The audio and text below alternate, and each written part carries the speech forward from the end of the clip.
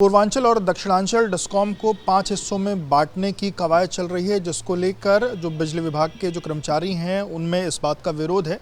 उत्तर प्रदेश विद्युत परिषद के जो लोग हैं वो आज डिप्टी सीएम ब्रजेश पाठक से मुलाकात करने भी गए, तो उनका पूरा पैनल गया था मुलाकात करने और उन्होंने अपनी बात रखी कि किस तरीके से अगर ये चीज़ें 5 हिस्सों में बांटी जाती हैं तो क्या नुकसान होगा। अवधेश जी हमारे साथ हैं।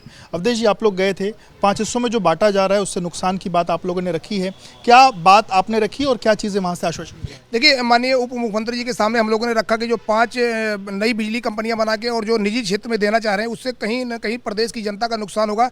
टैरिफ जो आज हमारी है उसकी दुगना टैरिफ हो जाएगी, तो उपभोक्ता भी वहन नहीं कर पाएंगे। और सबसे बड़ा नुकसान ये होगा कि जो दलित और पिछड़े वर्ग के कार्मिक हैं उनका आरक्षण चला जाएगा।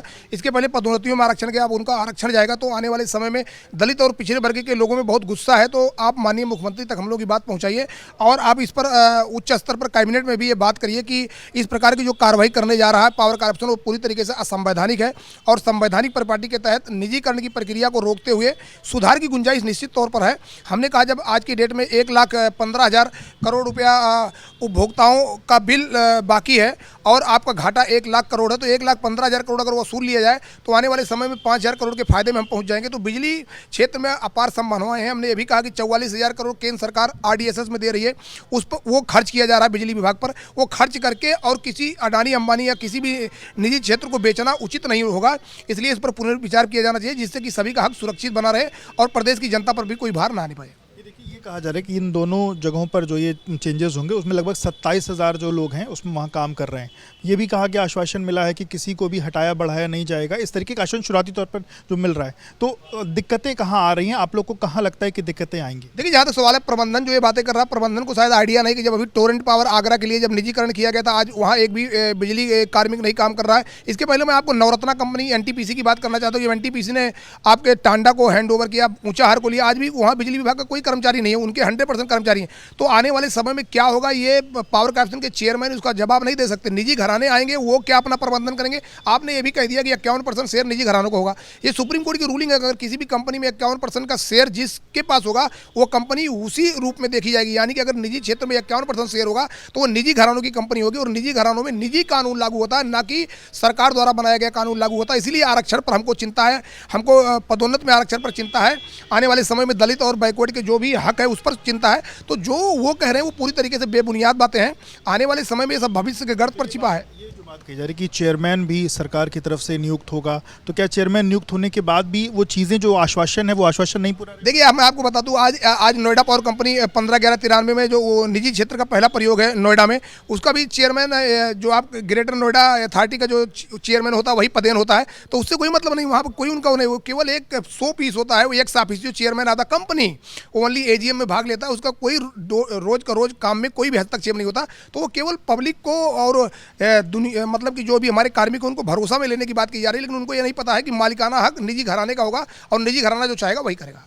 आप लोग इसके लिए जनपंचायत की बात भी कर रहे थे, अब काशी से उसकी शुरुआत होनी है, आज 1 तारीख है, 4 से उसकी शुरुआत होनी है। उसके पहले ये अलग अलग जगहों पर जाने का, नेताओं से मिलने के पीछे जो प्रासंगिकता है, अब आप लोग कहाँ कहाँ जाने वाले हैं? देखिए, जहाँ तक सवाल है, अभी हम केशु मौर्य साहब के यहाँ भी जाएंगे और मैं लगातार जितने भी पॉलिटिकल लीडर हैं, पहले मैं सत्ता पक्ष के पॉलिटिकल लीडरों से मिलूंगा, इस बार विपक्ष के भी लीडरों से मैं मिलूंगा और मैं सबसे कहूँगा कि इससे आने वाले समय में प्रदेश की जनता के साथ अन्याय होगा, प्रदेश के कार्मिकों के साथ अन्याय होगा, SC BC के साथ अन्याय होगा।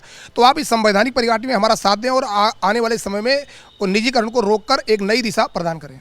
जो आप लोगों ने आंदोलन की बात कही है, कंपनी सरकार की तरफ से कहीं ना कहीं ये बात कही जा रही है कि जो लोग उन जगहों पर जाएंगे उनके खिलाफ कार्रवाई है, वो एक्शन हो सकता है, इस तरीके की बात अलग अलग जगहों पर देखिए, जहाँ तक सवाल है, जो सरकार की तरफ से जो ये बातें कही जा रही है कि कार्रवाई होगी और आपको बर्खास्त की, ये सरकार ने कहीं नहीं किया है। पावर कॉर्पोरेशन के जो हमारे चेयरमैन हैं उनके द्वारा ये बार बार ये बात की जा रही है। अभी तो कहीं प्रक्रिया कहीं है ही नहीं, अभी केवल एक खाका भी अभी कैबिनेट में आया भी नहीं, खाका तैयार भी नहीं हुआ और आप इस प्रकार का सख्ती, ये केवल जो कार्मिक हैं उनको डर व्याप्त करने के लिए, उनको डरवाने के लिए ये राजनीति की जा रही है। ये भी गलत है और इस प्रकार की परिपाटी नहीं करना चाहिए कि जो हमारे कार्मिक हैं वो हमारे अंग हैं, उनको इस प्रकार से आप भयभीत करना चाह रहे हैं कि वो अपने संवैधानिक हक की लड़ाई लड़ रहे हैं। ये पूरी तरीके से असंवैधानिक है।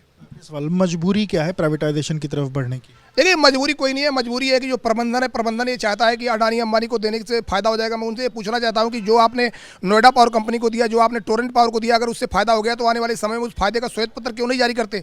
तत्कालीन ऊर्जा मंत्री श्रीकांत शर्मा ने 2020 में जांच कराई थी और उसमें ये पाया गया था कि टोरेंट पावर आज भी 2000 करोड़ रुपया दबा के बैठा है, पावर कॉर्पोरेशन को वापस नहीं किया। तो उसके पुराने इतिहास को देख लिया जाए, पुराने इतिहास में हमेशा कहीं न कहीं जनता का नुकसान हुआ, कार्मिक का नुकसान हुआ है। तो जब पुराना इतिहास गड़बड़ा है, जो आप उड़ीसा मॉडल लागू करने की बात कर रहे हैं, उड़ीसा मॉडल फेल मॉडल है। फेल मॉडल को लागू करने के लिए उत्तर प्रदेश में आप कवायद कर रहे हैं। ये भी मैं आपको स्पष्ट कर देना चाहता हूँ आपके चैनल के माध्यम से। 2013 में सपा सरकार ने पीपीपी मॉडल में शुरू किया और उसको नियामक आयोग ने रोका था उस समय। तो जो सपा सरकार का फ्लॉप मॉडल है, उसको आप लागू करने के लिए क्यों आगे बढ़ रहे हैं? इसका मतलब कहीं न कहीं आप दिग्भ्रमित हो और दिग्भ्रमित होकर इस प्रकार की कार्रवाई कर रहे हैं।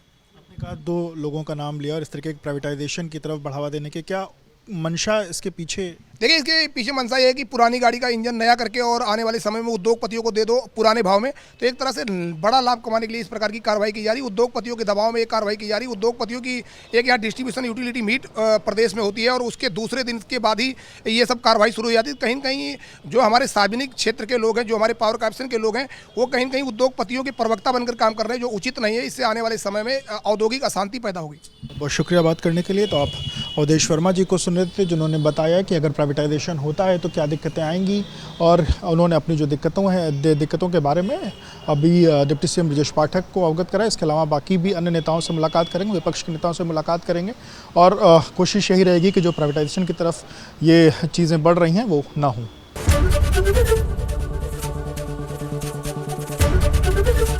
एबीपी गंगा, खबर आपकी, जुबान आपकी।